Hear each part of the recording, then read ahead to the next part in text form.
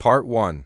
The desperate winter. The wind howled like a wild animal outside the small wooden cabin. Inside, Mary sat by the dying fire, watching her 2 children sleep on a pile of old blankets. Her 8-year-old daughter Lucy curled up next to 6-year-old Tommy, both of them shivering even in their sleep. Mary pulled her thin shawl tighter around her shoulders. The fire was almost out, and she had only 3 small logs left.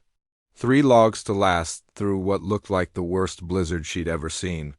3 logs between her family and the freezing Texas. Winter of 1847. She looked at the empty shelves where food used to sit. 2 strips of dried meat hung from a nail on the wall. That was all they had left. 2 strips of meat to feed 3 people, and no idea when she might find more. It had been 4 months since her husband William died. 4 months since that terrible day when his horse threw him near the creek and he hit his head on the rocks. 4 months of trying to figure out how to survive alone with 2 small children on the frontier. William had been the hunter. William had been the one who knew how to trap rabbits and deer. William had been the one who could fix the roof when it leaked and patch the holes in the cabin walls. Now it was just Mary, and she was learning that good intentions weren't enough. To keep a family alive, she'd tried hunting with William's old rifle. The first time, the kick knocked her flat on her back, leaving a purple bruise on her shoulder for weeks. The second time, she actually hit a rabbit, but it was such a small one that it barely made a meal for the children. Most times, she came back with nothing but tired feet and growing desperation. The nearest neighbors, the Johnson family, lived 15 miles away through dangerous terrain. Even in good weather, it was a hard journey. In winter, with snow piling up and wolves prowling, it might as well have been 100 miles. Mary had thought about packing up and trying to reach them. But Tommy was small for his age, and Lucy, though brave, couldn't walk that far in deep snow. And what if they got caught in a storm? What if they got lost? At least here in the cabin, they had some shelter. She stood up and walked to the single window. The glass was thick with ice, but she could see snow falling so hard it looked like a white curtain. The wind shook the cabin walls, and she could hear the roof creaking under the weight of accumulating snow. "Mama?" Lucy's small voice came from the corner where the children slept. "Yes, sweetheart?" "I'm hungry." Mary's heart ached. "I know, darling. Try to sleep a little more. Tomorrow I'll look for food." But where? She'd already searched everywhere within walking distance of the cabin. The few berry bushes were bare and buried under snow. The creek was frozen solid. Even if she could catch fish, she didn't know how to cut through the ice. Lucy sat up, rubbing her eyes. "Mama, why is it so cold?" "The fire's getting low, honey." Mary tried to keep her voice cheerful. "We need to save our wood. When Papa was here, it was never this cold." Mary sat down next to her daughter and pulled her close. "I know. Papa was very good at keeping us warm." Tommy woke up too, drawn by the sound of voices. He climbed into his mother's lap, his little body feeling too thin through his clothes. "Tell us the story about Papa and the bear," Tommy said. Mary smiled despite everything. This was their favorite story, about how William had once chased a black bear away from their cabin using nothing but a pot and wooden spoon. Making so much noise, the bear ran away, thinking William was some kind of monster. As she told the familiar tale, Mary's mind wandered to their situation. The storm showed no signs of stopping. Even if it did, she'd have to venture out into deep snow to look for food. And what were the chances she'd find anything? She thought about the rifle in the corner. William had taught her to load it, but actually hunting was different. You had to be quiet, patient, and skilled. You had to know where animals went in winter, and how to track them. You had to be able to shoot straight when it mattered. Most of all, you had to be lucky. Mary had never felt less lucky in her life. "Mama, what's that sound?" Lucy asked. Mary listened. Beyond the wind, she could hear something else, a scratching, scraping noise like something moving around outside the cabin. Her heart started beating faster. Wolves? Bears? Or maybe just a tree branch blown against the walls by the wind? The sound came again, definitely from outside. Something was out there. Mary gently moved Tommy off her lap and picked up the rifle. Her hands shook as she checked to make sure it was loaded. "Stay here," she whispered to the children. "Don't make any noise." She crept to the window and tried to peer through the ice-covered glass. The scratching sound continued, moving around the cabin like something was circling it. Then, suddenly it stopped. Mary waited, barely breathing. The children huddled together on the blankets, their eyes wide with fear. Minutes passed. Nothing. But the wind and the sound of snow hitting the walls. Finally, Mary set the rifle down. "I think it's gone," she said softly, but as she turned away from the window, she heard something that made her blood run cold. A weak, human-sounding moan from right outside their door. Mary froze. The children looked at her with questions in their eyes. The moan came again, longer this time, definitely human.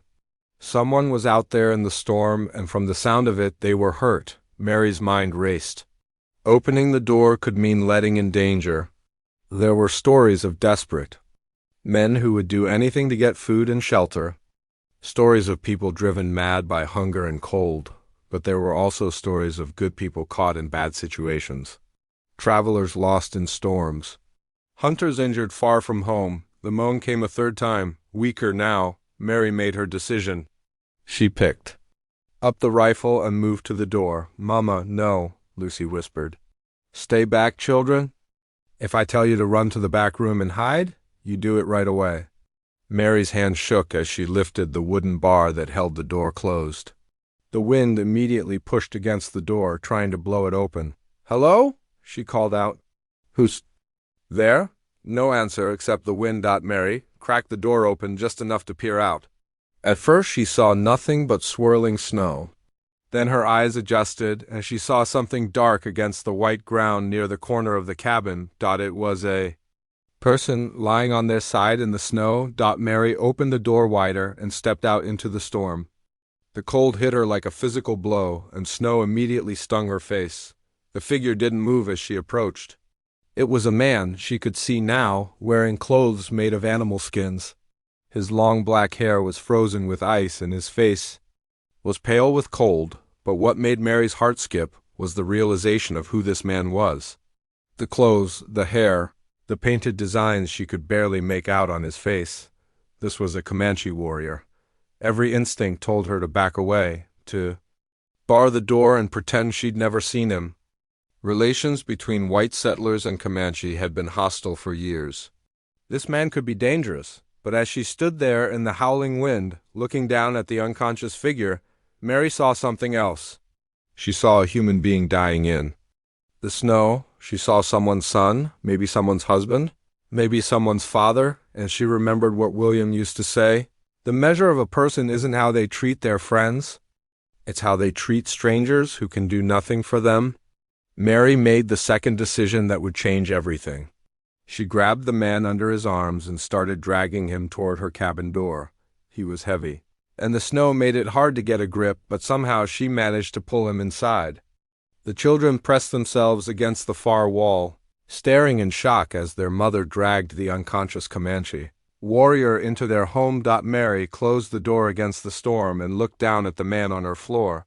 His breathing was shallow, and she could see a dark stain on his shirt that looked like blood. "Mama," Lucy whispered, "what are you doing?" Mary knelt down next to the injured man and felt his forehead. He was burning with fever. "I'm helping someone who needs help," she said quietly, just like Papa would have done. As she looked at the unconscious warrior, Mary had no idea that she'd just made the decision that would save not only his life, but the lives of her children as well. Mary stared at the unconscious man on her cabin floor, her heart pounding so hard she could hear it over the wind outside. What had she done? She'd just brought a Comanche warrior into her home, with her two small children watching from the corner. Lucy pressed closer to Tommy, both of them silent with fear. The man's dark hair spread across the rough wooden boards, and even unconscious, he looked powerful and dangerous. "Mama," Lucy whispered, "is he going to hurt us?" Mary looked at her daughter's frightened face, then back at the injured warrior. Blood seeped through his leather shirt, and his breathing came in short, painful gasps. Whatever danger he might pose later, right now he was just a dying man who needed help. "No, sweetheart," Mary said, though her own voice shook. Look at him. He's hurt worse than we are. She knelt beside the warrior and gently pulled back his shirt to examine the wound. A deep gash ran across his shoulder, red and swollen with infection.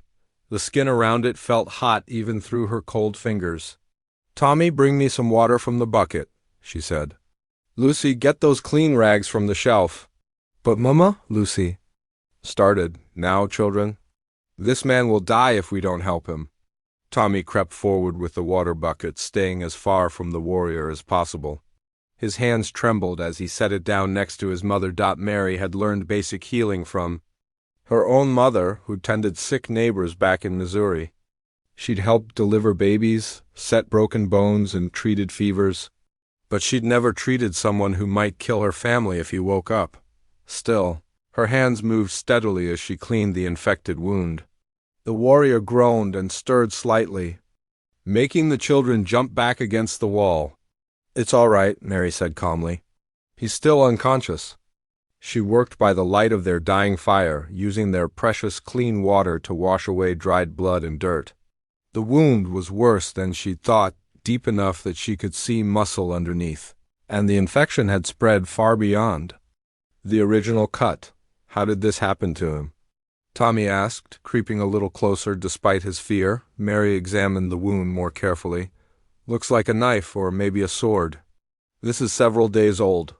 She'd heard stories from other settlers about skirmishes between cavalry soldiers and Comanche bands. This warrior had probably been in a fight and somehow got separated from his people. As she cleaned the wound, Mary noticed other scars on the man's body. Old knife cuts, what looked like bullet scars, and strange circular marks she didn't recognize. This wasn't his first battle. The warrior's eyelids fluttered, and he mumbled something in a language Mary didn't understand. His voice was deep but weak, like someone talking in a fever dream. "What's he saying?" Lucy asked. "I don't know, honey, but I think he's asking for water." Mary lifted the warrior's head and tried to get him to drink. Most of the water ran down his chin, but some of it seemed to go down his throat. He mumbled again, and this time Mary caught a word that sounded almost like English. "Pain," she thought he said, or maybe rain. It was hard to tell. For the next hour, Mary worked on cleaning and bandaging the wound while the children watched from a safe distance. She used strips torn from one of her own dresses. They couldn't spare any more clean rags. The warrior's fever worried her more than the wound itself. His whole body burned with heat, and sometimes he shivered so hard the floor seemed to shake. She'd seen fever kill people faster than any injury. "We need to keep him warm," she told the children. "Help me move him closer to the fire." "Mama, no," Lucy said. "What if he wakes up? And then we'll deal with that when it happens. Right now he's going to die if we don't help him." It took all three of them to drag the heavy warrior across the floor. He was bigger than William had been, all muscle and bone, and his clothes were made of thick buffalo hide that added to his weight. Once they had him near the fire, Mary covered him with one of their few remaining blankets. It was one of the good ones made by William's mother before she died. Part of Mary's mind protested using their best blanket on a stranger who might kill them, but the bigger part of her knew it was the right thing to do. The warrior's breathing seemed to ease a little. Once he was warm, his face, which had been gray with cold, started to get some color back.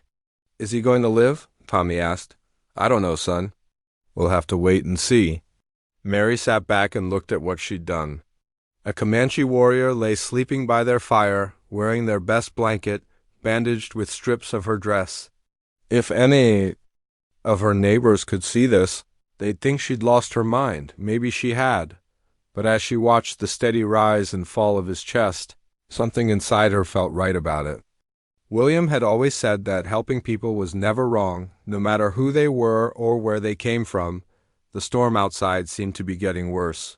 Wind rattled the windows and found every gap in the cabin walls. Snow blew under the door and melted into small puddles on the floor. "Mama," Lucy said softly, "I'm still hungry." Mary looked at their meager supplies. 2 strips of dried meat for 3 people. Now 4 people, if the warrior lived. She made a decision that surprised even herself. She took one of the meat strips and cut it into 4 pieces. 3 small pieces for her family and 1 for the unconscious warrior. But Mama, Tommy protested, he can't even eat. When he wakes up, he'll need strength, Mary said. And we need him to get well so he can help us. It was true, though she hadn't realized it until she said it. If this warrior survived, maybe he could hunt for them. Maybe he knew things about surviving in winter that she didn't. Maybe saving his life would end up saving theirs, she managed to get a few drops of water with tiny pieces of meat into the warrior's mouth. Most of it came back up, but some stayed down. As the night wore on, the children fell asleep curled together near the fire. Mary stayed awake, checking on the warrior every few minutes. His fever went up and down like waves, sometimes making him shiver, sometimes making him so hot she had to wipe sweat from his forehead. Around midnight he started talking again. Long sentences in Comanche that meant nothing to Mary, but his voice sounded urgent, like he was trying to explain something important. Mary said softly, the same way she'd comfort her children during nightmares. You're safe now. Rest. 2. Her surprise, her voice seemed to calm him. His breathing became more regular, and the urgent talking stopped. Mary found herself really looking at the warrior for the first time. Without the war paint and fierce expression she'd expected, he looked younger than she'd thought, maybe about William's age. His face had strong features but wasn't cruel. In fact, asleep and injured, he looked almost gentle. She noticed his hands, too. They were scarred from fighting, but the fingers were long and graceful. The hands of someone who could make things as well as destroy them. As dawn broke through the icy windows, the warrior's fever finally broke. His breathing became deeper and more natural, and the terrible heat left his skin. Mary allowed herself a small smile. He was going to live. She had no idea that by saving this man's life, she'd just changed the entire future of her family. The unconscious warrior sleeping by her fire was no ordinary Comanche brave. He was someone whose gratitude would soon transform their desperate situation into something none of them could have imagined. But for now, Mary simply felt grateful that her act of mercy had worked. In a winter that had taken so much from her, she'd managed to give life back to someone who needed it, even if she had no idea who that someone really was. Mary woke up to find the warrior's dark eyes staring at her. She jerked back, her heart jumping into her throat. He was awake and watching her with an expression she couldn't read. The children were still asleep near the dying fire. Morning light filtered through the icy windows, and the storm had finally stopped. Everything was quiet except for the sound of her own rapid breathing. The warrior tried to sit up and immediately winced in pain. His hand went to the bandaged wound on his shoulder, and his eyes moved around the cabin, taking in the rough wooden walls, the sleeping children, and Mary sitting frozen beside him. He looked back at her face and said something in Comanche. His voice was hoarse but gentle, not threatening. Mary didn't move. She had no idea what he was saying, but his tone didn't sound angry. If anything, he sounded confused. The warrior tried again, this time mixing in a few English words. You help ... me? Mary nodded slowly. Yes, you were dying in the snow. He stared at her for a long moment, as if trying to understand why a white woman would save a Comanche warrior. Then he looked at the children again, and something changed in his expression. It became softer, almost protective. Children ... yours? He asked in broken English ... Yes, Lucy and Tommy. The warrior nodded and seemed to think about this. He tried to sit up again, moving slowly this time. Mary started to help him but then pulled back, unsure if she should touch him. He noticed her hesitation and held up one hand in a peaceful gesture. Then he pointed to himself and said, Red Eagle. Mary understood. That was his name. She pointed to herself and said, Mary. Red Eagle repeated her name carefully, and she was surprised at how gently he said it. Lucy stirred near the fire and opened her eyes. When she saw the warrior sitting up and awake, she grabbed Tommy and shook him awake. Both children pressed against the far wall, staring with wide eyes. Red Eagle saw their fear and did something Mary didn't expect. He smiled at them and spoke in a soft voice, then reached slowly into a pouch at his belt. The children tensed, but he pulled out something small and held it toward them. It was a carved wooden bird, smooth and beautiful. For brave girl, he said to Lucy, then looked at Tommy. And brave boy, the children looked at their mother. Mary nodded, and Lucy carefully approached Red Eagle. She took the carved bird with shaking hands and examined it. It was perfectly made, with tiny details in the wings and beak. It's beautiful, she whispered. Tommy crept closer too, fascinated despite his fear. Red Eagle reached into his pouch again and pulled out another carving, this one a small horse.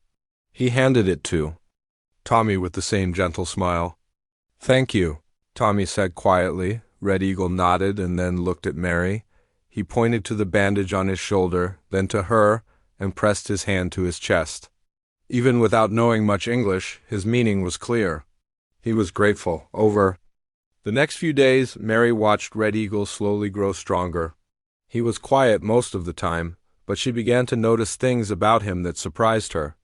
He was incredibly observant, always watching and learning.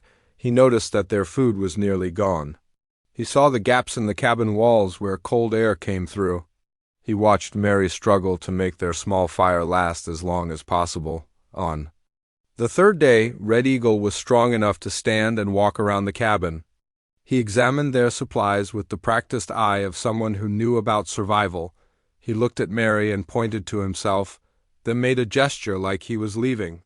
No, Mary said quickly, you're not well enough yet. Red Eagle shook his head and pointed outside, then made gestures that seemed to mean hunting. He wanted to find food for them. Mary was torn. Part of her wanted him to stay where she could watch him and make sure he didn't have a fever relapse. But another part of her knew they desperately needed food. Red Eagle seemed to understand her worry. He walked over to William's old rifle in the corner and looked at it, then at Mary. He made a shooting gesture and shook his head slightly. I teach? He said. Mary stared at him. He was offering to teach her how to hunt properly. Why would you help us? She asked. Red Eagle pointed to his shoulder, then to her, then to the children. He made a gesture that seemed to mean family, and pointed to all of them together. Mary felt tears in her eyes. This warrior understood that by saving his life, she'd made them connected somehow. In his mind, they were no longer strangers. That afternoon, Red Eagle took Mary outside to show her how to track animals in the snow. Lucy and Tommy stayed close, no longer afraid but fascinated by everything he did. He showed Mary rabbit tracks and explained in his broken English how to tell which direction they were going and how old the tracks were.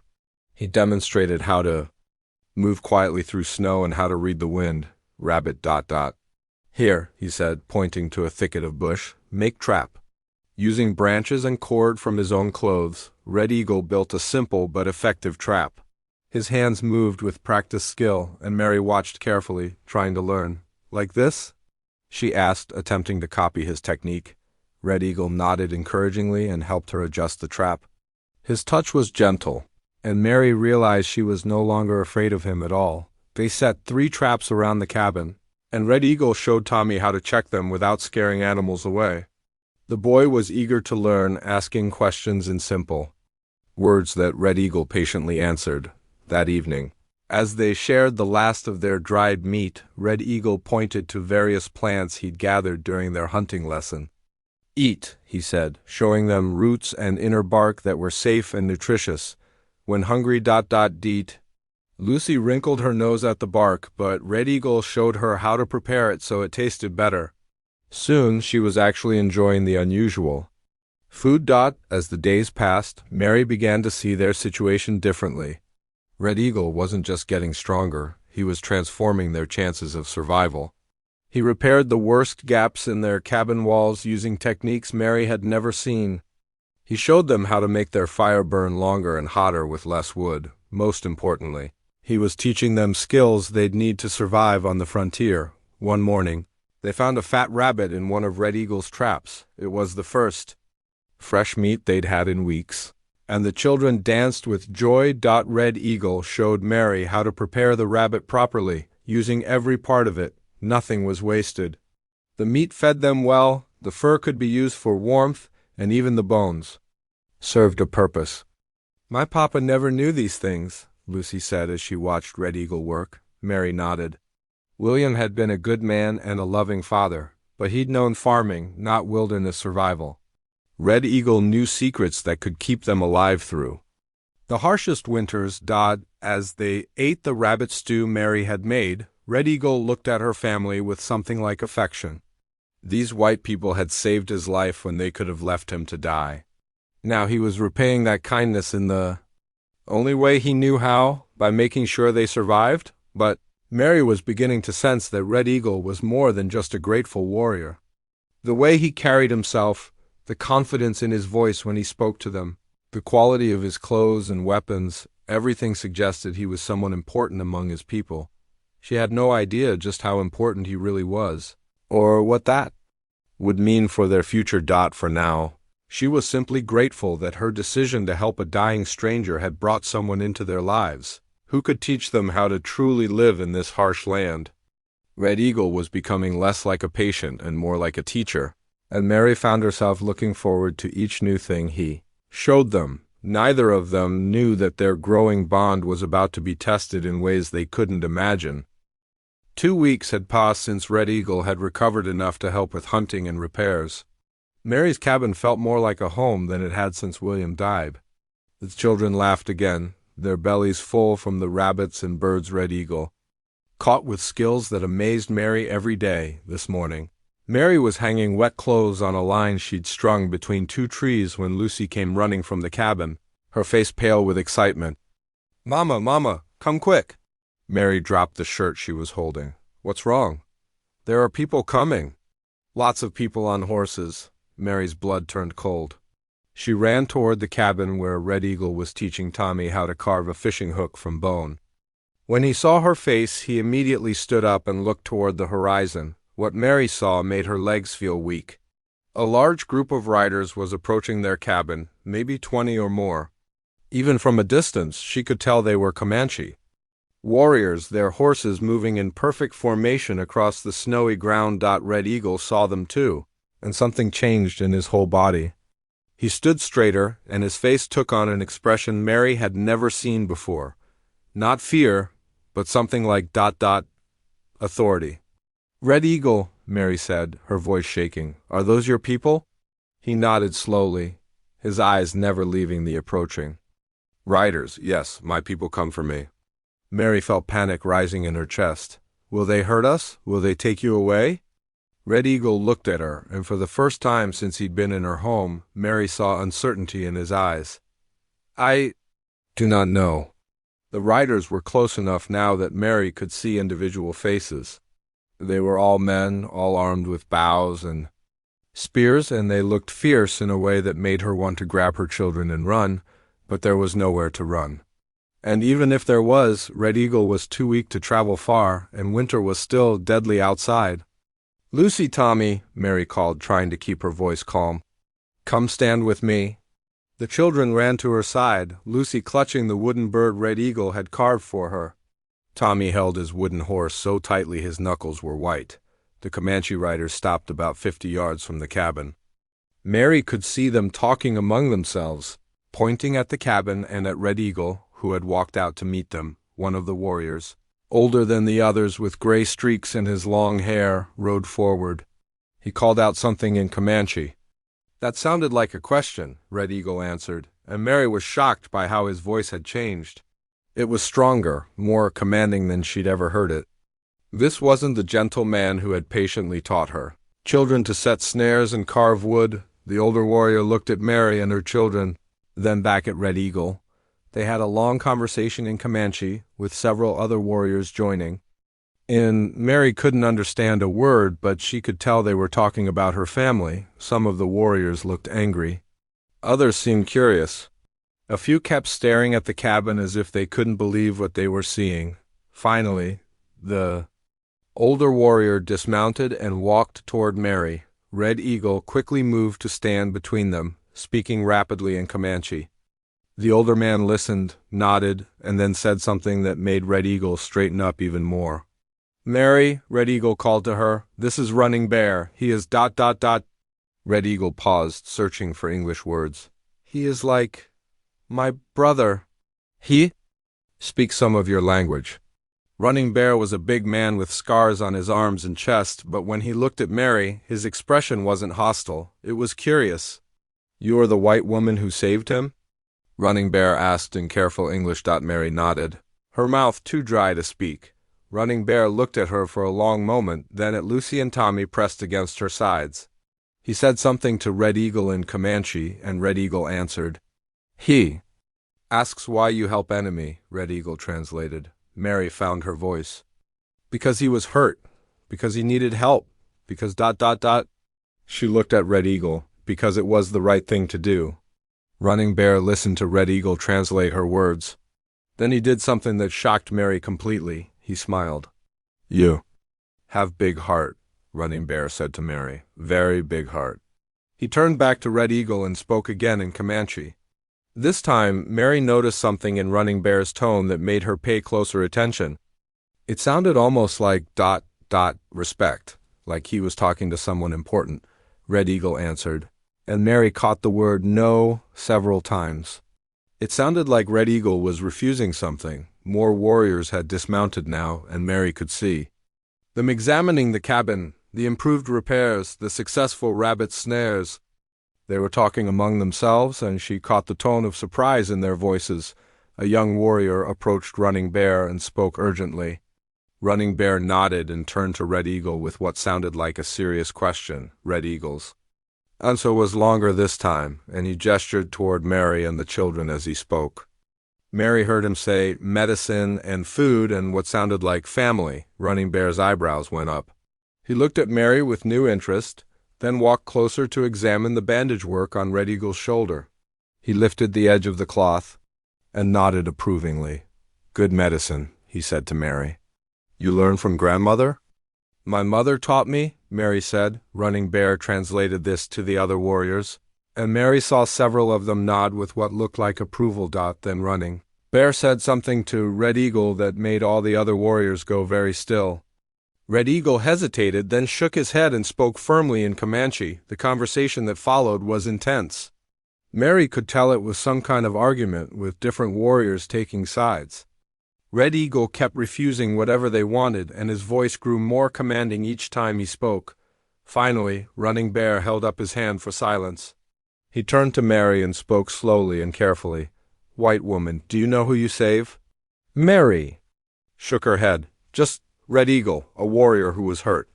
Running Bear looked at Red Eagle, who nodded as if giving permission for something. Red Eagle is not just warrior, Running Bear said. Red Eagle is, how you say chief, war chief, of our band. Very important man among our people. Mary felt the world spin around her. A chief? She'd been sharing her cabin with a Comanche war chief? Many winters Red Eagle lead our warriors in battle, Running Bear continued. He is son of great chief who died. Now he is leader of 300 warriors and their families. Mary stared at Red Eagle, seeing him completely differently now. The quiet authority, the way he'd taken charge of their survival, the quality of his weapons and clothes, it all made sense. Why didn't you tell me? She asked Red Eagle. Red Eagle looked uncomfortable. You help hurt man, not chief, better ... Running Bear spoke again.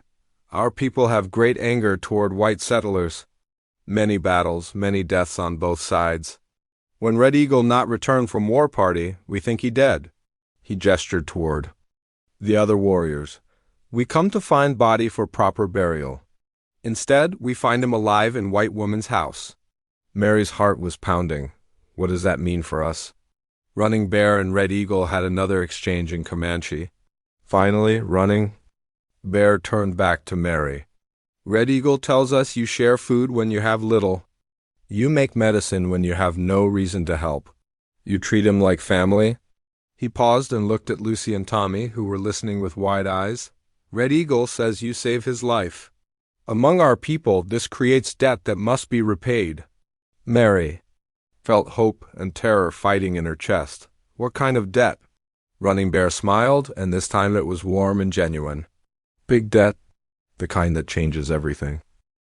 Running Bear's words hung in the cold air like morning mist.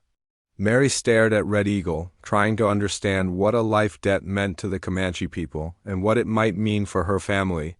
Red Eagle stepped closer to her, his expression serious, but gentle. Mary, I must speak truth now. Among my people, saving life of war chief is very big thing, cannot be ignored. The other warriors had formed a semicircle around them, all watching silently. Mary could feel their eyes on her, but their faces weren't hostile anymore. They looked curious, even respectful. What are you saying? Mary asked, though part of her already knew the answer would change everything. Red Eagle looked at his warriors, then at Running Bear, who nodded encouragingly. When Red Eagle turned back to Mary, there was something new in his eyes, something that made her heart beat faster. I ask you to be my wife, Red Eagle said quietly. Come with me to my people. Bring Lucy and Tommy, live as family of war chief. Mary felt the world tilt around her. Your wife? Yes. You saved my life? You care for me like family? You have brave heart and gentle hands. You would be honored among my people. Lucy and Tommy pressed closer to their mother, sensing the importance of this moment even if they didn't fully understand it. But I'm white, Mary said. Your people, they fight. With white settlers, Running Bear spoke up. This true. Much fighting, much anger, but Red Eagle is wise leader. He sees that some white people have good hearts. Like you, Red Eagle nodded. You show me that not all white people are enemies. Maybe there can be peace between some of us. Mary's mind raced, leave everything she knew, live with the Comanche? It seemed impossible. What about my cabin, my husband's grave? This is our home. Red Eagle looked sad but understanding. Home is where family is safe and happy. Here you struggle every day just to live. Winter almost killed you and children. He was right, and Mary knew it. Even with Red Eagle's help, survival here was a constant battle. One bad winter, one failed hunt, one serious illness, and they could all die. With my people, Red Eagle continued, you never hungry again, children grow strong. You use medicine skills to help many people. You be respected, protected. Mary looked at Lucy and Tommy. They'd grown so much in just the weeks Red Eagle had been with them. They'd learned skills, gained confidence, and most importantly, they'd stopped looking thin and frightened. What about them? Mary asked, nodding toward her children. Would they really be safe? Red Eagle's face softened. They would be my children too. Lucy would learn from Comanche women how to make beautiful clothes, prepare food, use plants for medicine. Tommy would learn to be strong warrior, ride horses, hunt buffalo. Running Bear added, Chief's children are honored. No one would harm them. They would have many brothers and sisters, aunts and uncles, big family. Mary thought about their lonely life in the cabin. Before Red Eagle, they'd had no one. Now he was offering them an entire community. But I don't know your language, your customs. I don't know how to live like a Comanche woman. Red Eagle smiled. You learn. Comanche women teach you. You very smart. You learn to heal, to survive here alone with children. You can learn new ways. One of the younger warriors stepped forward and spoke to Running Bear in Comanche. Running Bear translated. Swift Horse says his wife would be happy to teach you women's work. She has no children yet and would love Lucy like daughter. Another warrior spoke up, and Running Bear continued translating. Gray Wolf says he teach Tommy to ride horses and hunt. Tommy reminded him of his own son at that age. Mary realized something incredible was happening. These warriors weren't just accepting Red Eagle's proposal, they were welcoming her family. Why? She asked. Why would you accept white people into your tribe? Running Bear looked at Red Eagle, who spoke in Comanche. Then Running Bear turned back to Mary. Red Eagle tells us how you shared last food when you were hungry. How you used your best blanket to keep him warm. How your children brought him gifts and sang to him when he was sick. He paused and looked at Lucy and Tommy. You treated enemy like family? This shows character that cannot be faked. Red Eagle is wise chief. He knows good hearts when he sees them. Red Eagle took a step closer to Mary. I cannot force you to choose. But I speak truth. Your life here is hard and dangerous. With my People, you have chance for happiness. Mary looked around at the warriors, all watching her with patient faces. She thought about the brutal winter they'd barely survived, about the constant fear and hunger, about how alone she'd felt since William died.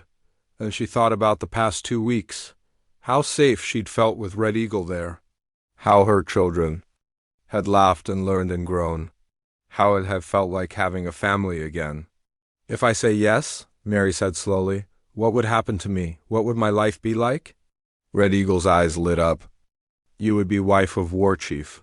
Very important position. Other women would look to you for wisdom. You would help with medicine, with solving problems, with making decisions for the tribe. Running Bear nodded. Chief's wife has much honor. Her words carry weight. People listen to her counsel. And my children would truly be safe? Safer than anywhere else, Red Eagle said firmly. I would protect them with my life. All warriors would protect them. They would never be hungry, never be cold, never be alone. Mary closed her eyes and tried to imagine it. Living in buffalo hide lodges that could be moved with the seasons. Learning to prepare food she'd never eaten. Speaking a new language. Wearing clothes made of soft leather instead of rough cloth. It should have frightened her. Instead it felt like hope. There's something else, she said. I loved my husband William very much. I'm not sure I'm ready to love someone else. Red Eagle nodded seriously. Love cannot be forced. I ask you to be wife, but I not ask you to love me immediately. Maybe love comes with time, maybe not. But I promise to care for you and children, to protect you, to respect you always. Mary opened her eyes and looked at him. This strong, gentle man who had shown her children such kindness, who had taught them skills that could save their lives, who had worked alongside her to repair their cabin and catch food. Maybe love could grow from respect and partnership. Maybe it didn't have to be the same as what she'd had with William. Maybe it could be something new and different, but equally real. Mama, Lucy said softly, would we really have other children to play with? Yes, sweetheart, lots of them.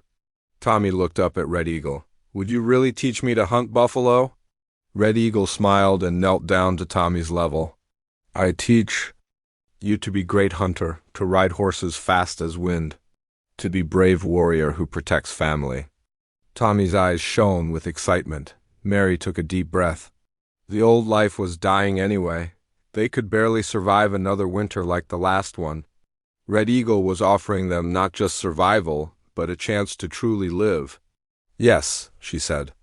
Quietly, yes, I'll marry you. Red Eagle's face broke into a wide smile. The warriors behind him began talking excitedly among themselves, and Running Bear grinned. You make wise choice, Running Bear said. You see, sometimes enemies can become family. As the Comanche warriors began making camp near the cabin too. Prepare for the journey, Mary watched Red Eagle playing with Lucy and Tommy, showing them how to make bird calls with their hands. She thought about William's grave under the snow, about the life they'd built here that was now ending. But she also thought about the future, about Lucy growing up strong and confident, about Tommy learning to be a skilled hunter, about herself finding a new purpose as a healer and counselor among the Comanche people. Sometimes the biggest changes came from the smallest acts of kindness. By saving one man's life, Mary had saved her own family and opened a door to a future none of them could have imagined. Love, she realized, came in many forms. And sometimes the greatest love was simply choosing to trust someone else's vision of what your life could become.